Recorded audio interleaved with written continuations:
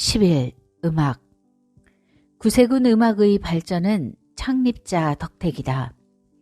브라멜부스 대장은 구세군 음악은 음악에 재능이 있는 사람들의 헌신 덕택이기도 하다고 했다. 그러나 구세군 음악의 가치를 미리 내다보며 구세군 주위에 생명력과 기쁨을 가지고 이와 같은 음악을 결정한 것은 창립자였다. 그는 음악이 구세군 정신의 실제와 환희의 성격과 구세군이 전하고자 하는 메시지를 담기를 원했다. 창립자는 음악이 그 자체의 멜로디로 구세군이 되기를 원했다. 구세군이 일으킨 창의적인 음악의 힘은 구세군 역사에서 가장 놀랄만한 일면 중 하나였다. 구세군의 기악음악의 대부분은 구세군인들이 작곡하거나 편곡했으며 구세군 찬송도 마찬가지였다. 초창기부터 찬양은 구세군의 거룩한 구령전에서 가장 중요한 것으로 여겨졌다. 악대가 생기기 전 런던과 그 외 지역에 사는 가장 가난한 사람들에게 전한 복음의 메시지는 찬양을 통해 전해졌다. 개인적인 간증 역시 효과적으로 노래를 통해 전해졌다. 구세군 창립 초기부터 노래를 부를 수 있는 회개인들은 비록 노래를 하는데 무관심하다고 하더라도 독창을 하도록 요청을 받았으며 간증을 하도록 했다.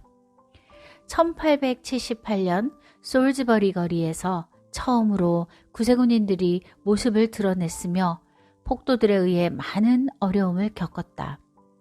자신의 3명의 아이들에게 금관 악기를 연주하는 것을 가르쳤던 그 지역 감리교회 찬양대와 오케스트라 지휘자인 찰스 윌리엄 프라이는 박해받는 구세군인들을 도와줄 것을 부탁받았다.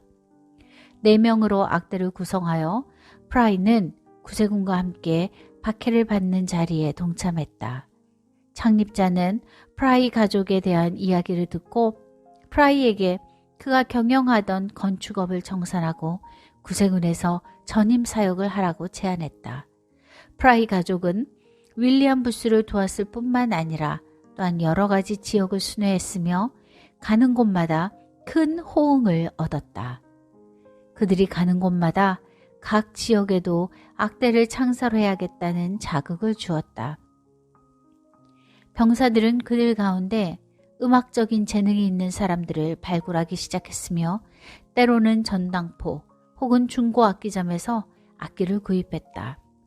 이렇게 구입한 악기들은 너무 낡아서 제 기능을 발휘하지 못했다. 어떤 경우에는 바람이 새는 악기는 실로 묶거나 비누로 막아서 사용하기도 했다. 구세군의 최초의 악대는 1879년 더 햄의 콘서트 영문에서 조직되었다. 이와 같이 새롭게 조직된 악대를 통한 영적인 힘은 창립자에게 너무나 깊은 인상을 주었으며 그로 인해 모든 영문의 악대 조직을 권장했다. 이를 위해 1880년 구세 공부를 통해 아래와 같이 지시를 했다. 웨일즈와 코넬 지역에서 열린 구세군 대회 기간 동안에 그리고 플리마우스와 노팅햄 그 외 지역에서 구세군 대회를 열기 전 가로전도와 실내 집회에서 악기가 수많은 사람들의 관심과 흥미를 유발한다는 것이 입증되었기에 우리는 되도록 많은 사관들과 병사들이 자신들의 재능이 허락하는 한도 내에서 그들에게 적합한 악기를 각각 연주하는 것을 배우기를 희망합니다. 많은 지역에서 당장 악기를 구입하는 것은 어려우므로 악기를 가지고 있지만 사용하지 않는 악기들이 있다면 구세군 사역을 위해 헌납해 주시면 감사하겠습니다. 그런 악기가 있으면 국제 번영으로 보내주시기 바랍니다. 바이올린, 비올라, 콘서티나, 코넷 혹은 다른 종류의 금관 악기나 드럼 또는 주님을 위해 기쁜 소리를 낼 수 있는 어떤 형태의 악기도 좋습니다. 이 지시는 악대 조직에 대한 관심과 흥미를 유발하는 효과가 있었다. 바이올린, 플루트, 벤조, 기타, 콘서티나 그리고 다양한 형태의 금관악기와 리드 악기가 구세군 예배에서 사용되었다. 구세군이 사용하는 금관악기는 일반적으로 큰 소리를 내는 악기여서 1880년대 가로전도에서 특히 두드러졌으며 악대 조직을 통해 여러 영문에서는 음악적인 재능을 가진 사람들을 흡수하게 되었다. 악대 조직과 관련된 여러 경험들은 악대 조직, 징계, 그리고 훈련에 관한 긴급한 필요성이 제기되었으며 이로 인해 1881년 2월 24일 구세 공보를 통해 두 번째 지시가 있었다. 악대에 대한 일반적인 지침, 오해를 방지하고 각 영문에서 보다 조화로운 악대 사역을 위해 아래와 같은 규정을 철저하게 지켜야 한다. 구세군인이 아닌 사람은 그 누구도 악대원이 될 수 없다. 각 영문의 모든 악기는 구세군 자산이며 그 누구도 사적으로 매매할 수 없으며 다른 사람에게 줄 수 없다. 어떤 경우에도 구세군 음악이나 구세군 예배가 아닌 다른 용도로 악기를 사용할 수 없다. 악대원이 사임할 경우 자신이 사용하던 악기는 남겨두고 떠나야 한다. 이와 같은 규정은 지금도 악대 군령군율의 기초가 되고 있다. 구세군 악대의 초기 역사에서는 연주해야 할 음악의 선정이 문제였다. 이 문제를 해결하는데 시인이며 또한 악대를 위한 편곡자인 프라이 가족의 장자 프레드 윌리엄 프라이의 재능이 사용되었다.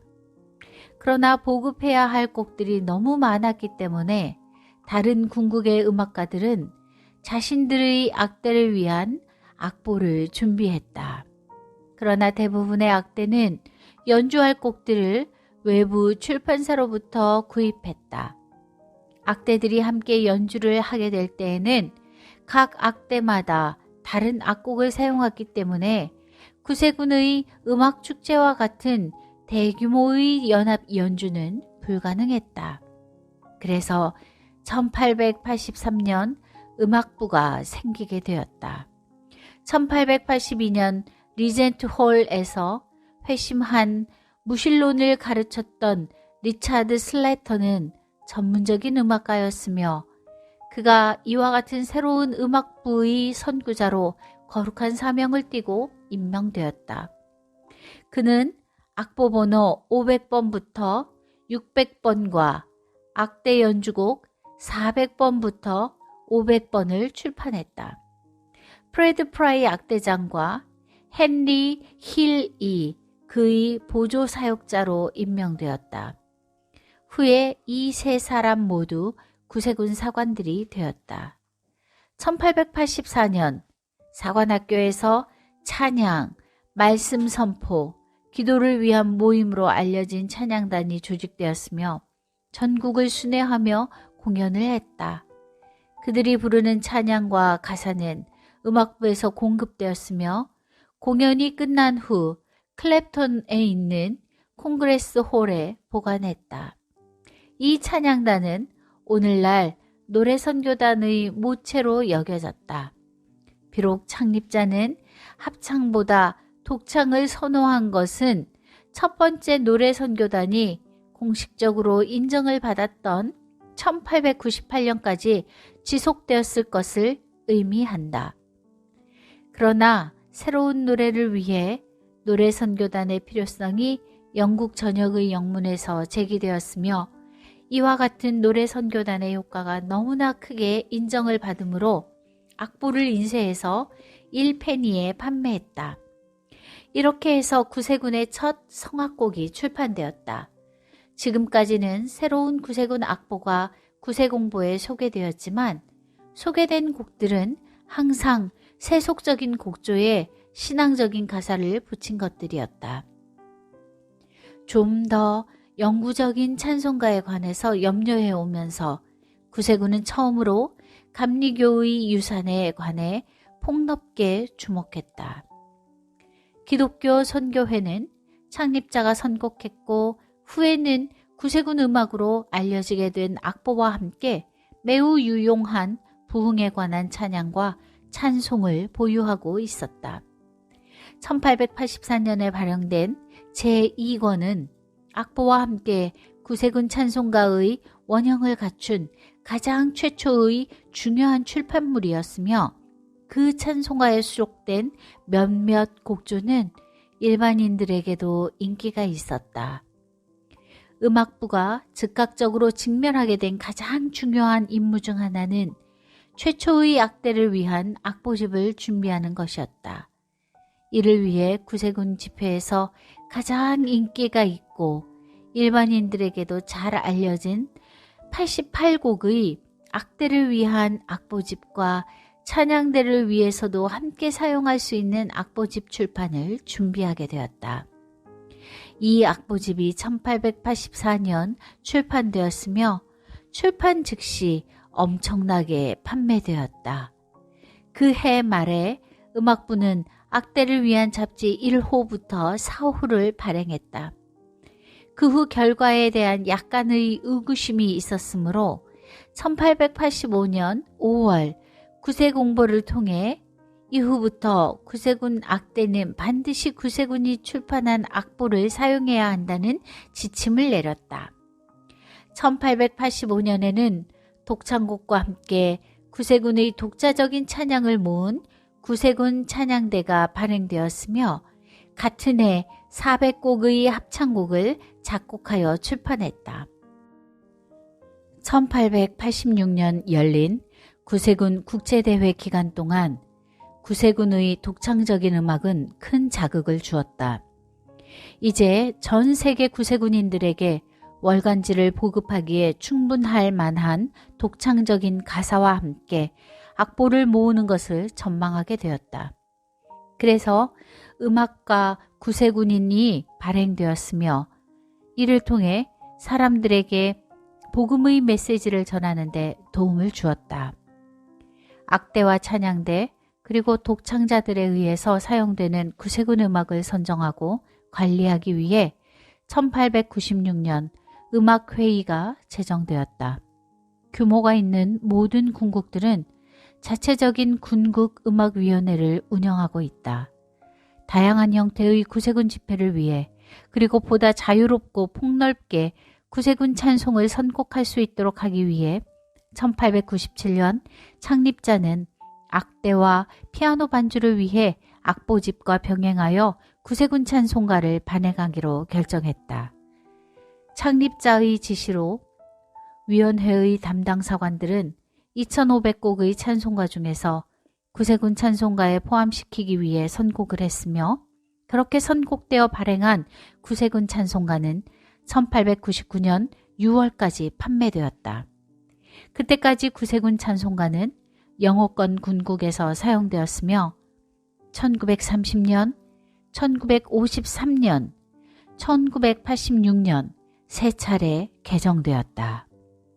1900년 5월까지 303곡을 수록한 악보집이 판매되었으며 6개월 후에는 다양한 악기를 위한 다른 성부를 포함한 악대를 위한 악보집이 발행되었다. 이와 같은 악보 발행 역시 1930년 이후 새롭고 크기가 확대된 개정판들이 출판되었다. 1963년에는 구세군 청소년을 위한 찬송가가 발행되었으며 이 찬송가는 1986년 기쁨의 노래로 대체되었다.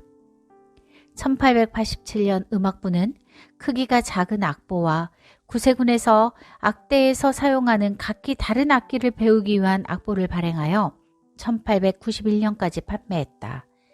이와 같은 일을 시작한 이후 음악부는 음악이론, 실기, 그리고 음악적 기술을 다루는 책을 계속 공급했다.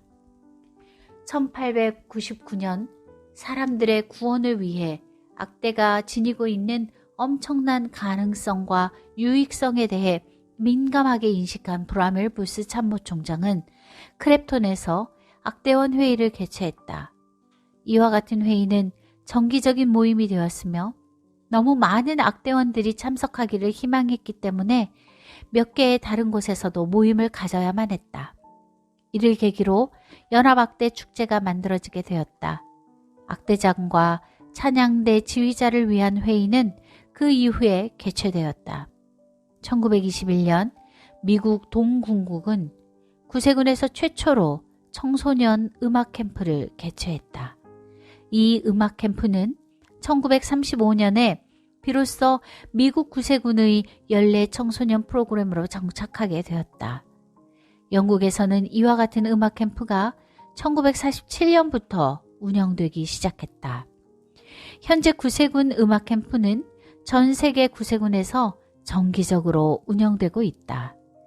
복음 전도의 다른 모든 분야에서 구세군은 항상 가장 최근의 음악적인 표현을 유지하려고 노력한다.